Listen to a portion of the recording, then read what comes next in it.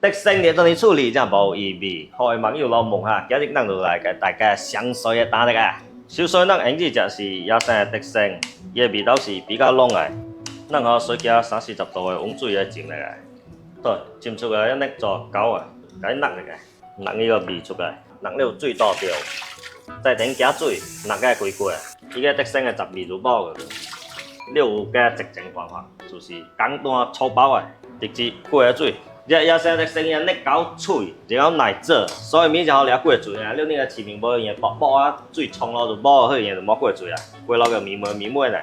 因為今個特性呢，我來做個河魚特性湯，先下去條海線，該拍落海加，一撮啱辣，鹽、胡椒粉、兩青，加點呢白肉丁，海骨只要烹，辣椒椒拍起加，然後我再補去墨水，該接落去，那個手工拍出來海骨啊，伊帶有一粒粒嘅顆粒感，食起來口感非常好。無骨牛配料條特性落。再做5分鐘，加點啲鹽、胡椒粉調味，最後來點啲芹菜珠。